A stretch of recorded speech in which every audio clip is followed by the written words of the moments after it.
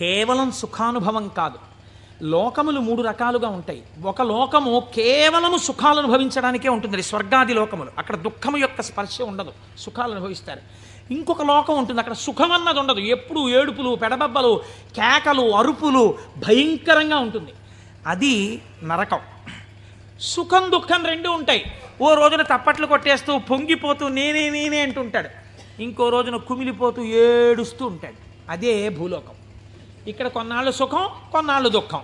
పొద్దున్న 10ంటికి సంతోషంగా ఉంటాడు, సాయంకాలం 4ంటికి ఏడుస్తూ ఉంటాడు. సుఖం దుఃఖం 2 అనుభవిస్తూ ఉంటాడు. సుఖ దుఃఖములు 2 ఉన్న భూలోకమునందు మీరున్నారు. ఇక్కడి నుంచి బాగా గుర్తుపెట్టుకోండి, మీకు 2 మార్గాలు ఉన్నాయి. ఒకటి, పూర్ణ దుఃఖమును కలిగిన లోకంలో కన్నా వెళ్ళచ్చు, పూర్తి సుఖం కలిగిన లోకంలో కన్నా వెళ్ళచ్చు. సుఖ దుఃఖాలు కలిగిన లోకంలోకి ఇంకా మీకు టికెట్ లేదు.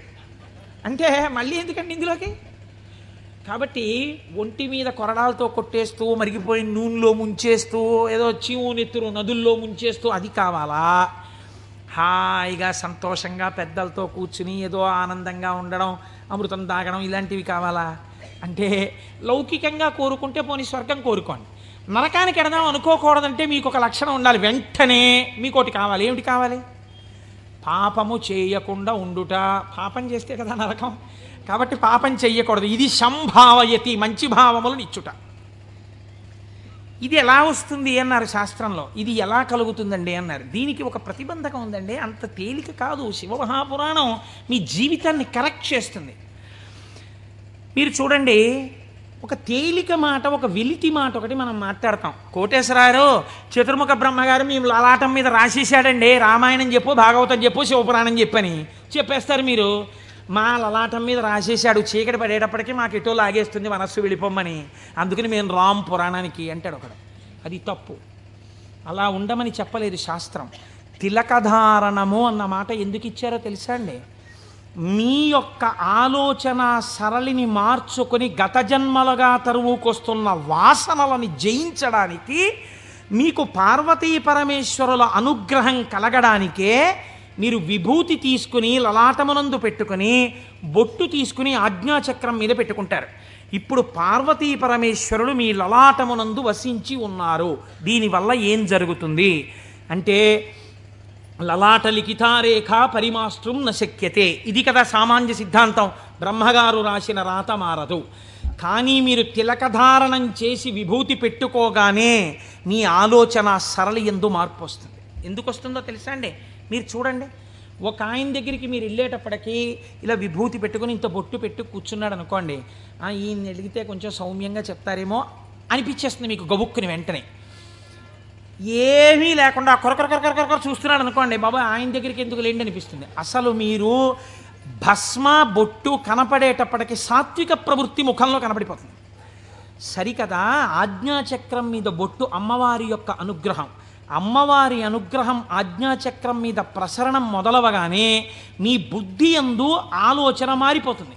మారిపోయి మనం ఈ పని చెయ్యొద్దు, మనం ఎందుకు ఈ పాపం చేయడం, మనం ఇంక ఇవాళ నుంచి ఇది చెయ్యొద్దు, మనం పురాణానికి వెళ్ళిపోదాం, మనం శివాలయానికి వెడదాం, మనం వెంకటేశ్వరుడి గుడికి వెడదాం, ఎన్నాళ్ళు ఈ తప్పుడు పని చేస్తాం, మనం చెయ్యొద్దు అని మీ యందు ఒక పూనిక రావడం ప్రారంభం అవుతుంది. అందుకని ముందు శరీరమును అలంకృతం చేసి లోపల మనస్సుని సంస్కరించడం దగ్గరికి వెళ్ళారు. మీరు మనస్సుని జయించలేకపోతే. పెద్దలు ఏదో ఉత్తిని హాస్యాస్పదంగా పెట్టలేదండి ఇవేవిని. కనుక తిలకధారణ చేసి భస్మ పెట్టుకోమని చెప్పారు. ఇప్పుడు మీరు అలా చెయ్యడం ప్రారంభిస్తే ఏమవుతుంది? అలా చెయ్యడం ప్రారంభిస్తే మీకు దుఃఖమును స్వీకరించి దుఃఖము నుండి బయటపడతారు. ఇది చిత్రంగా ఉంటుంది. ఇప్పుడు మీకు ఎందుకు ఈ ఆలోచనలు, పాపభూయిష్టమైన ఆలోచనల వైపు ఎందుకు తిరుగుతోంది మనస్సు అంటే, దానికి రజోగుణ తమోగుణ ప్రవృత్తి ఉంది. 3 గుణాలు ఉన్నాయి లోకంలో, సత్వము రజస్సు తమస్సు. ఇది ఎప్పుడూ కూడా ఆయన అలాగే చెప్తాడు కానీ హాయిగా పనిచేసేట్టు ఎంత సుఖంగా ఉంటుంది, ఒంట్లో ఓపిక ఉన్నప్పుడు చేయాలి, ఆయనకి ఏముంది అలాగే చెప్తాడు. అలా చేస్తూ కూర్చుంటానేంటి, సుఖంగా అనుభవించు అంటుంది. ఎందుకు ఆ పురాణం, దిక్కుమాలిన పురాణం, హాయిగా టీవీ చూడు, మంచి ఎపిసోడ్ వస్తుంది ఇవాళ అంటుంది. ఈ బోధని జయించగలగడానికి ఈ త్రిగుణములు బాధాకరములు. మీరు ఉన్నతిని పొందకుండా బాధిస్తున్నాయి. ఉన్నతిని పొందకుండా బాధించేటటువంటి త్రిగుణముల యొక్క బాధ నుంచి మీరు బయటపడడానికే మీరు సంసారం అనే కొత్త బాధనించుకున్నారు. సంసారం బాధ అండి. సంసారం సాగరం దుఃఖం. సంసారం అంత తేలికని శాస్త్రం చెప్పలేదు. అందులో తరించడానికి చాలా కష్టం, దాని మార్గం తెలియాలి. మరి బాధపోవడానికి బాధలోకి ఎందుకండి, మళ్ళీ బాధపోవడానికి సుఖంలోకి వెళ్ళాలి. బాధపోవడానికి బాధలోకి వెళ్ళమంటున్నారు ఏమిటి మీరు అంటే, నేను మళ్ళీ ఒక ఉపమానం చెప్తాను మీకు కడుపు నొప్పిగా ఉంది, అజీర్తి చేసింది. అజీర్తి చేసి కడుపు నొప్పిగా ఉండడం బాధ. ఈ బాధ పోవడానికి మీరు ఇంకో బాధ స్వీకరించారు. ఏమిటది? ఆమదం తాగడం. ఆమదం తాగడం సంతోషంగా ఉంటుంది ఏంటి ఎవరికన్నా? ఆమదం తాగడం బాధే. కానీ మరి బాధతో కూడినటువంటి ఆమదము త్రాగుట అన్నది ఎందుకు చేశారు? కడుపు నొప్పి అజీర్తి అన్న బాధ నుంచి విముక్తమగుట కొరకు. సత్వరజస్తమో గుణములన్న 3 గుణముల నుంచి బయట పడడానికే సంసారములోకి ప్రవేశించి సుఖములు అనుభవించి, ఈ సుఖములు సుఖములా అన్న ప్రశ్న వేసుకుని, ఈ సుఖములు సుఖములు కావు, నిజమైన సుఖము ఈశ్వరుడే అన్న లక్షణాన్ని ఏర్పరచుకుని వైరాగ్య సంపత్తిని పెంపొందించుకోవడం, దాని వలన ఇంకా ఇంద్రియములు మనస్సు చెలించని స్థితికి పెడతాడు. ఇంద్రియాల్ని గెలవడం కాదు, మనస్సు కదలని స్థితికి పూర్ణ వైరాగ్యం అని పేరు. మీరు చూడండి, గాలి వెళ్ళిపోతూ మల్లెపూల మీద గెడుతుంది. నేను మల్లెపూల మించి వస్తున్నానని పొంగిపోదు. అశుద్ధం మీద గెడుతుంది. చిచి నేను అశుద్ధం మీదకి వెళ్ళానని బాధపడదు. దేని మించి వెళ్ళినా గాలి గాలిగానే ఉంటుంది, దానికేం బాధ లేదు. అలాగే పూర్ణ వైరాగ్యం పొందినవాడు ఇదంతా ఈశ్వర లీల అంటాడు. కానీ ఈ మాట అనడం చాలా కష్టం. అంత వైరాగ్యం రావడం కూడా ఈశ్వరానుగ్రహం. ఈ వైరాగ్య సంపత్తి చేత శాశ్వత సుఖస్థానమైన ఈశ్వరుడు ఎందుకు కలిసిపోతాడు. అప్పుడు వాడికి ఇంకా ఊర్ధ్వలోకం లేదు, అధోలోకం లేదు, పైన స్వర్గం లేదు, కింద నరకం లేదు. ఇక మళ్ళీ పుట్టవలసిన అవసరం లేని మోక్ష స్థితిని పొందుతాడు. ఇలా పొందడానికి శంభు అనుసంధానం చేసుకుంటూ ఉండాలి. శివుడి పాదాలు మీరు గట్టిగా పట్టుకున్నారనుకోండి, శివాష్టోత్తరం చదువుకుంటున్నారనుకోండి, భస్మధారణ చేశారనుకోండి, బొట్టు పెట్టుకున్నారనుకోండి, ఏమీ చేతకాకపోయినా కూర్చున్న నామాలు చెప్పడం మొదలుపెట్టారనుకోండి, మీకు తెలియకుండా మీలో ఒక రకమైనటువంటి మార్పు ప్రారంభమైపోతుంది. ప్రారంభమై అది మంచి ఆలోచనల వైపుకు తీసుకుని వెళ్ళగలదు. ఇలా తీసుకుని వెళ్ళవలసిన అవసరము ఎందువలన కలిగింది అంటే, పూర్వకాలంలో పూర్వయుగమైనటువంటి ద్వాపర యుగం వరకు కూడా ఒక లక్షణం ఉండేది. రాక్షసులు ఉన్నారనుకోండి, వాళ్ళు తెలిసేవారు వీళ్ళు రాక్షసులండి అని తెలిసేది. కాబట్టి వాడిని దూరంగా పెట్టడమో, వాడిని పరమాత్మ సంహారం చేయడమో ఏదో ఉంటుంది. కలియుగంలో ఏమిటో తెలుసా అంటే, రాక్షసులు ఏ రూపంలో ఉంటారు? చిత్తవృత్తుల రూపంలో ఉంటారు. పైకి దొరకరు. మీకన్నా సాధుపురుషుళ్ళే కనిపిస్తాడు. మోసం చేసేవాడే చాలా నమ్మించేటట్టుగా సాధుపురుషుళ్ళే ఉండాలి. వాడు నమ్మితే నాకేమిటి, నమ్మకపోతే నాకేమిటి, నేనేమన్నా వాడి దగ్గర ప్రయోజనం పొందుదాం అనుకుంటున్నానా అన్నవాడు తన యథారీతిగా ఉంటాడు. అవతల వాడిని నమ్మించి మోసం చెయ్యాలనుకోండి, వాడే మాట కలిపి చక్కగా మాట్లాడి బాగా మాట్లాడి మీరు నమ్మేటట్టు చేసి అప్పుడు మీకు ఒక కప్పు కాఫీ ఇచ్చి ఆ కాఫీలో మత్తు కలిపేసి మీరు పడిపోతే మీ సూట్ కేసు ఎత్తుకుపోవాలి వాడు కదా. అందుకని ఇప్పుడు ఎక్కడున్నాడు రాక్షసుడు? వాడి చిత్తవృత్తి ఎందున్నాడు? మీరు చూడండి, నిజంగా ఈ చిత్తవృత్తుల రూపంలో రాక్షసులు ఉండి ఉంటే త్రేతాయుగంలో విశ్వామిత్రుడు యాగం చేయగలడా? చెయ్యలేడు. ఇక్కడే ఉన్నారు రాక్షసులు. రాముడు ఈ లోపల రాక్షసుల్ని చంపడానికి తానే అనుసంధానం చేసుకోవాలి. బయట రాక్షసులుగా ఉన్నారు. రాముడు వచ్చి బాణం వేసుకొట్టి చంపాడు. ఈ యుగంలో అలా కుదరదు. ఇక్కడున్నారు రాక్షసులు. వాళ్ళు ఎప్పుడైనా తలెత్తుతారు. ఎప్పుడైనా తలెత్తి మిమ్మల్ని పడగొట్టేస్తారు. ఎప్పుడైనా పడగొట్టేయగలరు. ఎప్పుడైనా పడగొట్టేసేటటువంటి రాక్షసులు ఇక్కడే చిత్తవృత్తుల రూపంలో ఉన్నారు. వీళ్ళని తొక్కి పట్టగలిగిన వాడెవడు? ఒక్కడే, శంభు. అందుకే ఏవం శ్రీ శంభుదేవస్య నామ్యామష్టోత్తరం శతం అంటాం. ప్రదోష వేళలో రోజు ఆ శంభునామాలు చెప్పామనుకోండి, ఆయన ఏం చేస్తాడంటే వీళ్ళని తొక్కి పెట్టి మీ భావముల యందు మంచి ప్రవాహాన్ని ఏర్పాటు చేస్తాడు. ఈ మంచి ప్రవాహము కలిగిన భావన చేత ఉన్నతిని పొందేస్తాడు. ఇప్పుడు ఈ భావన పొందినటువంటి వాడు ఎలా ఉంటాడు? ఎలా పొందుతాడు ఈశ్వరుణ్ణి అని మీరేమి అనుమానపడిపోయి, వాడు ఏమైనా పూజలు బాగా చేసేస్తాడండి, యజ్ఞయాగాదులు చేసేస్తుంటాడండి అలా అనుకోక్కర్లేదు. శంభునామాన్ని పెట్టుకుని శంభుని యొక్క అనుగ్రహం పొందిన వాడి స్థితి ఎలా ఉంటుందో తెలుసా అండి? నేను మీకు ఒక ఉదాహరణ చెప్తాను, మీరు బాగా పట్టుకోగలుగుతారు. ఇది కూడా నేను ఎక్కడి నుంచో ఎందుకు మీకు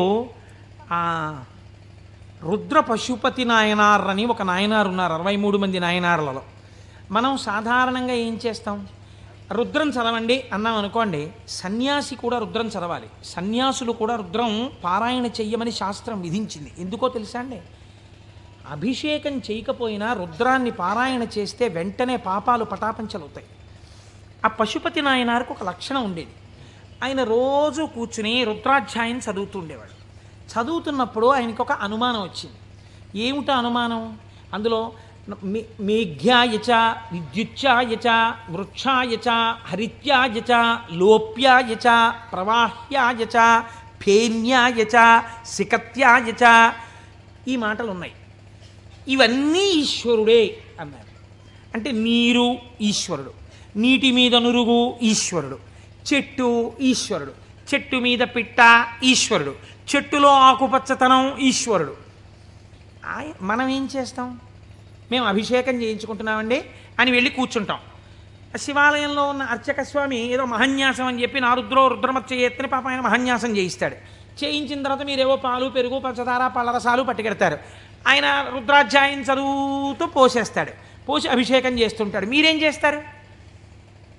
మీకు అది ఏమిటో తెలియదు కదా, అర్థం కాదు. అర్థం కాకపోవడం వల్ల తేలిగ్గా వచ్చేది ఏంటంటే నిద్ర.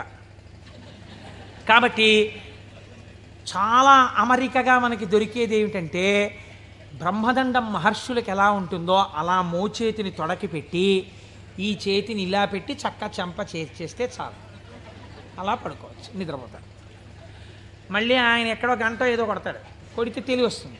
తెలివి వచ్చాక మళ్ళీ పాపం తాపత్రయం ఉండదని నేను అన్నాం. మళ్ళీ ఓసారి లేచి ఏదో చేస్తున్నాడు, అల్లరవుతోంది మళ్ళీ అని చెప్పేసి కాసేపు మళ్ళీ ఇలా మళ్ళీ పడిపోతాడు.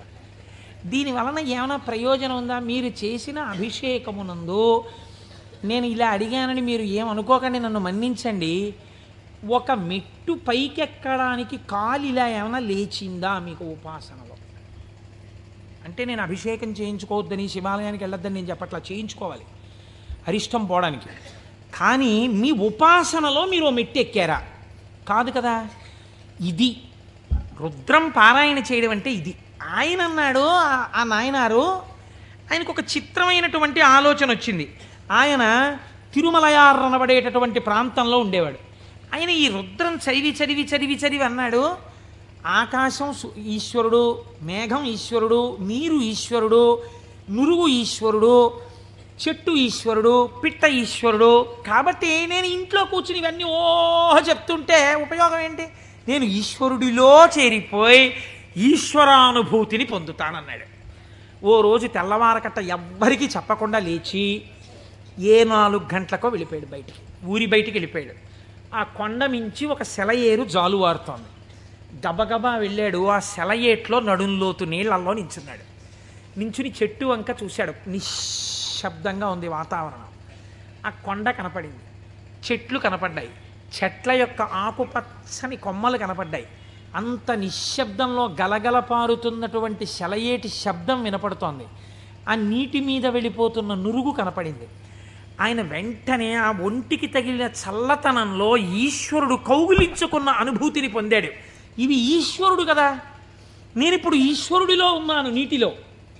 కాబట్టి నేను నా కళ్ళతో చూస్తున్న మేఘం ఈశ్వరుడు, నేను మొలలోతులో ఉన్నది ఈశ్వరుడు, ఇలా వెడుతున్నది ఈశ్వరుడు, నేను చూస్తున్న ఆ కదులుతున్న ఈశ్వరుడు. నాకు ఇంట్లో చదువుతున్నప్పుడు అలా బిగిసిపోయినట్టుగా ఉన్న ఈశ్వరుడు కనపడేవాడు.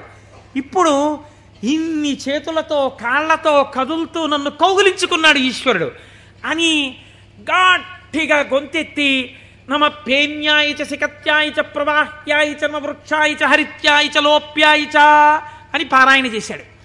ఆ పారాయణ చేస్తూ ఆనందం అనుభవించేసి బయటికి రాలేక బయటికి వచ్చేవాడు. బయటికి వచ్చి ఒళ్ళు తుడిచేసుకొని పొడి బట్ట కట్టుకుని ఇంటికి వెళ్ళిపోయేవాడు. మళ్ళీ మధ్యాహ్నం అయ్యేది. ఆ చెరువు దగ్గరికి వెళ్ళి సంధ్యావందనం చేసుకుంటాననేవాడు. మళ్ళీ వెళ్ళిపోయి మళ్ళీ అందులో నించునేవాడు. మళ్ళీ శివుడు అబ్బా కదులుతున్నాడు. అవుగో అవే ఆయన చేతులు, నా స్వామి ఇలా ఇలా అంటున్నాడు, చేతులు ఊపుతున్నాడు, రా రా రా అని పిలుస్తున్నాడు, అవే కొమ్మల రూపంలో ఊగుతున్నాయి. నా స్వామి ఇదిగో ప్రవహిస్తున్నాడు. నా స్వామి వేదం ఋషులకి చెప్పినప్పుడు ఇలాగే వినపడి ఉంటుంది, అదిగో ఝరి శబ్దం వినపడుతోంది అన్నాడు. మొన్న మేము తిరుమల వెళ్ళి పాండవుల తీర్థం కింద దగ్గర కూర్చుంటే వెనకాతల నుంచి నదీ ప్రవాహం వెడుతుంటే చప్పుడు వచ్చింది. కాసేపు ఆగి మీరు ఆ శబ్దాన్ని వినండి అన్నాను నేను. ఆ వినండి అనడం వెనకాతల నా భావన అదే. ఇప్పుడు ఈశ్వరుడు చెప్తున్నటువంటి వేదం ఋషులకు ఎలా చెవుల్లో వినపడిందో అలా నాకు ఈశ్వరవాణి వినపడుతోంది అన్నాడు. మళ్ళీ నిలబడిపోయాడు. మళ్ళీ నమ సోమాయ చ రుద్రాయ చ నమస్తామ్రాయ చ అరుణాయ చ నమ శంగాయ చ పశుపతయే చ నమ ఉగ్రాయ చ భీమాయ చ అంటూ మళ్ళీ రుద్రం చదువుతూ మళ్ళీ అంతటా ఈశ్వరుడే నన్ను గట్టిగా పట్టుకున్నాడు నీళ్లల్లోని. అదే ఈ చల్లతనం. ఎంత చల్లగా ఉంటాడో మా స్వామి. ఒంటి నిండా చల్లటి పాములు, చంద్రమౌళి, ఆ గంగా చల్లగా ఉంటాడు కదా, చల్లగా నన్ను పట్టేసుకున్నాడు. బాబోయ్ ఎంత గట్టిగా పట్టుకున్నాడో, ఎంత గట్టిగా పట్టుకున్నాడో అన్నాడు. నీళ్లల్లో మునిగానం లేదు, ఈశ్వరుడు నన్ను గట్టిగా పట్టుకోవడం వల్లే నాకు ఇంత చల్లగా ఉందన్నాడు. ఈశ్వరుడు పట్టుకోవడం వల్ల అబ్బా నాకు ఎంత సంతోషంగా ఉందో అన్నాడు. ఈ సంతోషంలో రుద్రం చెప్తున్నానన్నాడు. అవుగో ఇలా చేతులు ఊపుతున్నాడన్నాడు. అంత ఈశ్వరుణ్ణి చూస్తున్నాడు. చూస్తూ పొంగిపోతూ ఆ రుద్రం తడబడిపోతూ చెప్పేవాడు. మళ్ళీ పైకి వచ్చేవాడు, పొడిబట్ట కట్టుకునేవాడు, వెళ్ళిపోయాడు. మళ్ళీ బాగా చీకటి పండించేవాడు. ఒక్కసారి అక్కడ కూర్చుని జపం చేసుకుంటానని మళ్ళీ వెళ్ళేవాడు, మళ్ళీ నీళ్ళల్లో దిగేవాడు. మళ్ళీ ఈశ్వరుడు గట్టిగా పట్టుకున్న అనుభూతి పొందేవాడు. మళ్ళీ రుద్రం చెప్పేవాడు. ఇది కొన్నాళ్ళు అయిపోయిన తర్వాత ఏమైందంటే తను అలా అడుగులేసి ఎడుతుంటే గాలి ఇలా తగిలేది. కాళహస్తి నుంచి వాయులింగ రూపుడైన నా స్వామి వచ్చి నన్ను ఒక్కసారి ఇలా పిలిచి కోటేశ్వరరావు ఒకసారి పలకరిద్దామని వచ్చాను కాళహస్తి నుంచి అంటున్నాడు. అమ్మ స్వామి తగిలాడు ఇక్కడ, అబ్బా స్వామి నమస్కారం అంటున్నాడు. ఇప్పుడు ఎక్కడ లేడు ఆయనకి. అలా వెడుతూ పైకి చూశాడు. అబ్బో అనంతంగా పెరిగిపోయిన నా స్వామి ఆకాశ రూపంలో కనపడుతున్నాడని మళ్ళీ నమస్కారం చేసేవాడు. కపర్ది నమ కపర్దినీచా అనేవాడు. ఇలా రాను రాను రాను రాను ఏమైపోయిందంటే ఎవరు కనపడినా ఆయనకి ఈశ్వరుడే కనపడేవాడు. ఆఖరికి పరిగెత్తి పారిపోతూ దొంగ కనపడేవాడు. నమ చోరాయచ, పరిగెత్తుతున్న దొంగలో నా స్వామి కనపడుతున్నాడు అనేవాడు. మరి అంతేగా చెప్పింది రుద్రం. ఇలా అంతటా ఈశ్వర దర్శనం చేసి ఎక్కడ పడితే అక్కడ ఆగిపోయి నమస్కారం చేయడం అలవాటైపోయింది. ఈ అలవాటైపోతే శంకరుడు అన్నాడు, ఇక నేను తప్ప ఇంకొకటి కనపడని నీకు నాలోకే తీసుకోవాలని తనలోకి తీసేసుకున్నాడు. శివుడిలో ఏకమైపోయి తాను శివుడైపోయాడు. ఇప్పుడు చెప్పండి, భావన చేత మోక్షాన్ని పొందాడా లేదా? రుద్ర పశుపతి నాయనారని ఆయనకి పేరు. 63 మంది నాయనార్లలో ఆయన ఒకరు. మీరు అలా కూర్చుని ఏవో పదార్థాలు అట్టుకుని నమో ఓం నమో నమస్తే అస్తు భగవన్ విశ్వేశ్వరాయ మహాదేవాయ త్రయంబకాయ త్రిపురాం తకాయ త్రికాగ్నికాలాయ కాలాగ్నిరుద్రాయ నీలకంఠాయ మృత్యుంజయాయ సర్వేశ్వరాయ సదాశివాయ శ్రీమన్మహాదేవాయ నమః అంటూ ఎన్ని పాలు పోసినా ఎన్ని నీళ్లు పోసినా ప్రయోజనం లేదని నేను అన్నా. కానీ ఏమి రమించింది మీ మనస్సు? నీటిలో నిలబడిన వాడికి రుద్రం అనుభూతిలోకి వచ్చేసింది. మనకెక్కడొచ్చింది అనుభూతి? ఒక ఏటి గలగలల యొక్క శబ్దంలో మీరు ఈశ్వరుణ్ణి అనుభవించగలగాలి. ఒక పిట్ట పాటలో మీరు ఈశ్వరుణ్ణి అనుభవించగలగాలి. మీకు తగిలిన గాలిలో ఈశ్వరుణ్ణి అనుభవించగలగాలి. ఇది సంభావయతి. ఇప్పుడు ఏమైంది? నిరతిశయ సుఖప్రదాతయ్యి ఉన్నాడు.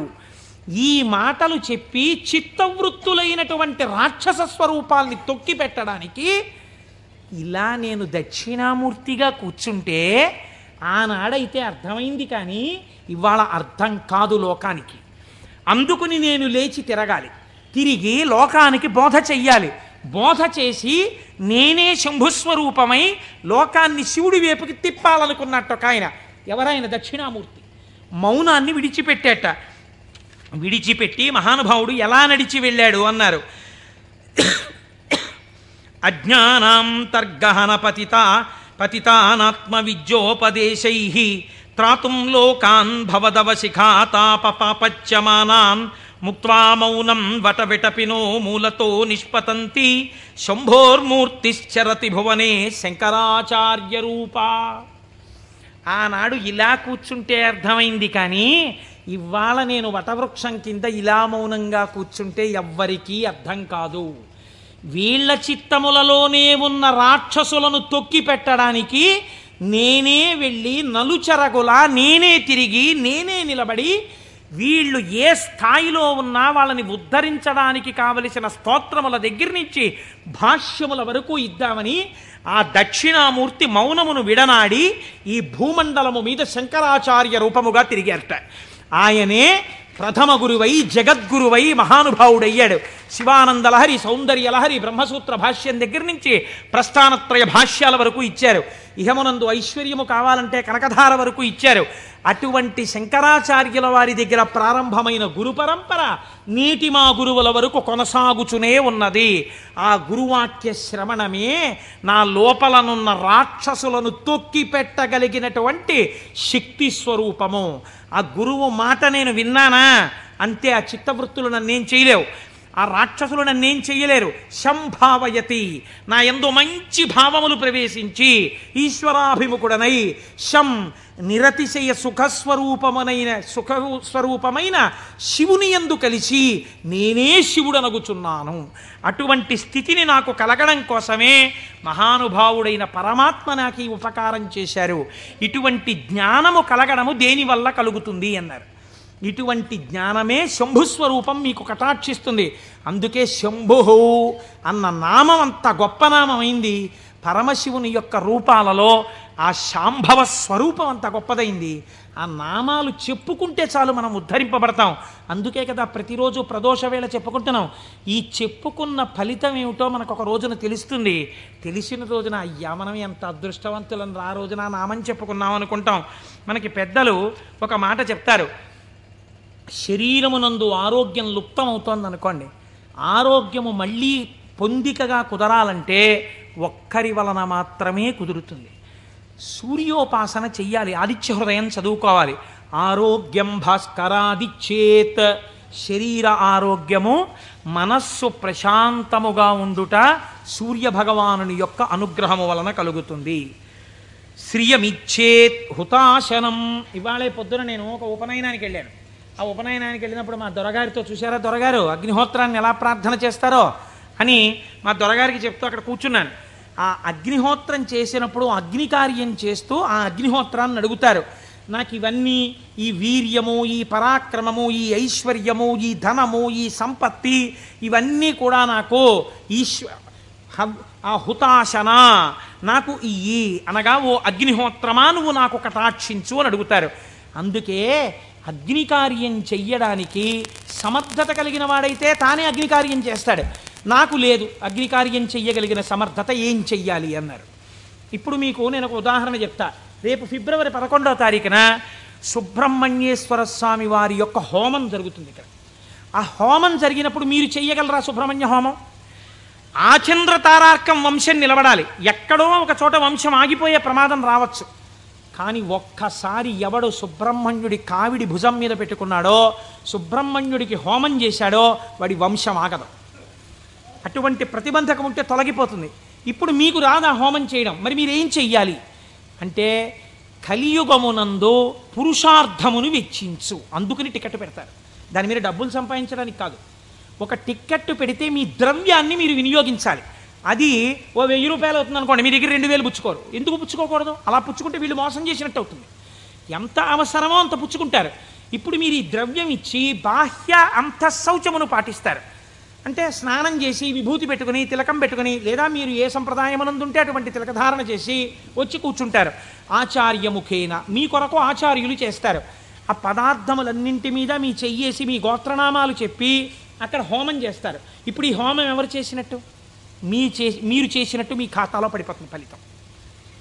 కాబట్టి ఇప్పుడు ఏమవుతోంది? మీకు కావలసినటువంటి సుఖమునకు హేతువు కర్మ మార్గము చేత మీకు ఇప్పిస్తారు ఈశ్వరానుగ్రహంతో. ఇలా శ్రియం, అది ఏ రకమైన ఐశ్వర్యమైనా దేని వలన కలుగుతుంది? అగ్ని కార్యము వలన కలుగుతోంది. కాబట్టి శ్రియమిచ్చేత్ హుతాశనం, అగ్నిహోత్రము వలన మీకు ఐశ్వర్యము కలుగుచున్నది. ఈశ్వరాత్ జ్ఞానమన్విచ్చేత్, జ్ఞానదాత మహేశ్వర, ఈశ్వరుని యొక్క అనుగ్రహము వలన మాత్రమే జ్ఞానము కలుగుతుంది. ఆ జ్ఞానం ఇచ్చేవాడికే మహేశ్వరుడని పేరు. ఈ మహేశ్వరుడు ఎందుకు ఇస్తాడు? శంభునామాన్ని మీరు గట్టిగా పట్టుకుని ఆ నామాలతో పిలిస్తే, ఏవం శ్రీ శంభుదేవస్య శంభుదేవుని నామాలు ప్రదోషంలో పిలుస్తున్నారు అనుకోండి, మీరు పేరు పెట్టి పిలవగా పిలవగా పిలవగా పిలవగా ఏమవ్వాలి? ఆయన పలకాలి. పలికితే ఏమనాలి? మీ వంక చూసి ఏవం శ్రీ శంభుదేవస్య నామ్నామస్తోత్తరం శతం అంటున్నారు మీరు. 108 నామాలతో నిన్ను పిలిచాను. ఆయనకు ఓసారి చూసి సరే పిలిచావు, నేను శంభుదేవుణ్ణి కాబట్టి ఏం చెయ్యాలి? నీ భావాలు మార్చి నిన్ను ఈశ్వరుడి వైపుకి తిప్పాలి. నీకు సత్ప్రవర్తన కల్పించాలి. నిన్ను చక్కటి వాడిగా రూపుదిద్దేటట్టుగా చెయ్యాలి. నన్ను నువ్వు పిలిచినందుకు నేను నీకు చెయ్యగలిగింది అదే. కాబట్టి ఇప్పుడు ఆయన మీకు ఏం చేస్తాడు? ఇదే చేస్తాడు. మీరు ఆయన విసుక్కున్నా సరేనండి. లోకంలో ఒక నానుడు ఉంది, మీరు చూడండి.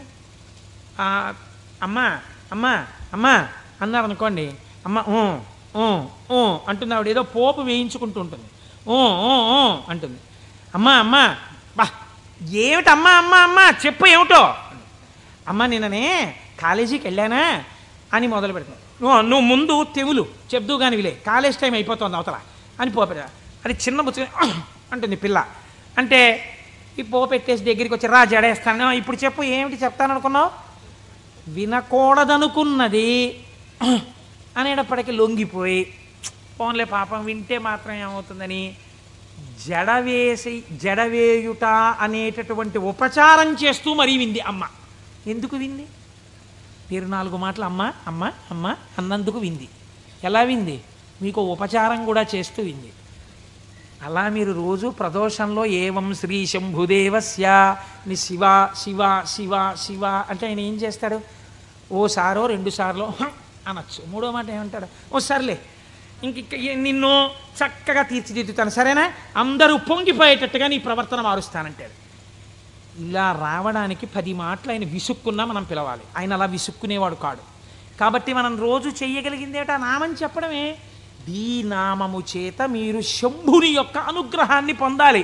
ఇది శం, ఈ లోకంలో సుఖం దగ్గర నుంచి నిరతిశయ సుఖం వరకు, ఊర్ధ్వలోక సుఖం వరకు ఎంత సుఖం ఉందని మీరు అనుకుంటున్నారో అన్ని సుఖాల్ని మీకు ఇవ్వడం. దీన్నే కామకోటి అని పిలుస్తారు. కామకోటి అంటే కంచి కామకోటి పీఠం అంటారు. కామకోటి అంటే ఇక్కడ కోరికలు ఇవ్వడంతో మొదలుపెట్టి కోరికలు లేకుండా చేయడం వరకు తీసుకెళ్ళి ఆ తర్వాత పుణ్యం ఇచ్చి పుణ్యము వలన ఊర్ధ్వలోక ప్రాప్తి వరకు ఇచ్చి తర్వాత మళ్ళీ తిరిగి రానవసరము లేనటువంటి పునరావృత్తి రహిత శాశ్వత శివ సాయుధ్య స్థితి అనబడేటటువంటి మోక్ష స్థితి వరకు ఇయ్యగలిగినటువంటి అంచులన్నీ ఆవిడ చేత పరిపాలింపబడుతున్నాయి. ఆవిడ అవనిక ఎత్తి ఈ కామకోటిలో నిలబెడుతుంది. ఈ కోటిలో ఏ మెట్టు మీద నువ్వు నిలబడతావో దానికి తగినట్టుగా నిన్ను నిలబెట్టడానికి ఈ నామాలు, ఆ ఈశ్వరానుగ్రహము నిన్ను రక్షిస్తున్నాయి. నీకు రుద్రపశుపతి నాయనారు వృత్తాంతం ఒక్కటి ఉదాహరణగా సరిపోలేదా? రమించిన హృదయం అటువంటి భావం ఒక్కటి కలగగానే రమించిపోయిందంతే. ప్రమాదం అంతా ఎక్కడొస్తుందో తెలుసా అండి? మీరు చూడండి, మనం లోకంలో ఒక పెద్ద పొరపాటు చేస్తుంటాం. మనస్సు యందు దోషం ఉండదు. మనస్సు ఏ స్థానాన్నైనా వెతకడం దానికి అలవాటు. మీ మనస్సు ఒక స్థానాన్ని అడుగుతుంది. అది ఏమండి సాయంకాలం 6:30కి వెళ్ళి కాసేపు మనం కూడా నామని చెప్పుకుంటే బాగుంది. లేదు, కొన్నాళ్ళకి పురాణం అయిపోతుంది. సాయంకాలం 6:30కి వెళ్ళి శివాలయం అరుగు మీద కూర్చుని అలా గుడి యొక్క ధ్వజస్తంభం దగ్గర గంటలు చిరుగంటలు మోగుతుంటే పక్షులన్నీ గోళ్ళకి చేరిపోతుంటే శివాలయంలో ఉన్నటువంటి ప్రధాన అర్చకుడి దగ్గర శిష్యులు పాఠం నేర్చుకుంటుంటే ఆయన ఒక్క మాట చెప్తే వీళ్ళు 3 మాటలు చెప్తుంటే గుళ్ళోకి వచ్చిన వాళ్ళు గంట కొడుతుంటే అవి వింటూ ఒక 20 నిమిషాలు కూర్చుంటే ఎంత ప్రశాంతంగా ఉంటుందో అంది మనస్సు. అంటే మీ మనస్సు ఒక స్థానాన్ని అడిగిందా లేదా? కానీ దాని గొంతు మీరు ఎక్కడ నొక్కుతారో తెలుసా అండి? ఇది 6:30కి నాన్నగారండి ఎలాగైనా సరే మనం రోజు కాసేపు ఈవినింగ్ వాక్ వెళ్దాం నాన్నగారండి, డాక్టర్ గారు మార్నింగ్ వాక్ ఏదో ఒకటి చేయమన్నారు, వెయిట్ తగ్గాలంటున్నారు నన్ను, నేనేమో తిరగలేను నాన్నగారండి, మీరు కూడా నాతో రండి అందనుకోండి పిల్ల, లేకపోతే పిల్లాడు, లేకపోతే భార్య, లేకపోతే ఎవడో స్నేహితుడు. ఉత్తర క్షణం మీరు వచ్చిన ఒకే ఒక మంచి ఆలోచన పీక నొక్కేస్తారంతే. సరేలే గుళ్ళోకి ఇంకో మాట ఎప్పుడో వెళ్దాం పాపం అడిగాడు కదా అని వెళ్ళిపోతారు. ఒకరోజు పొద్దున్నే కాసేపు మీరు 6 గంటలకి ధ్యానం చేసుకుంటే మీకు బాగుందనుకోండి, 6 గంటలకు అబ్బా లేచిపోతే పొద్దున్నే 6 గంటలప్పటికి మీరు లేచిపోయి ఆ బాత్రూంలోకి వెళ్ళి పడపడ స్నానం తిరుగుతుంటే నిద్ర పట్టే వాళ్ళకి కూడా నిద్ర పట్టట్లేదు 7 వరకు హాయిగా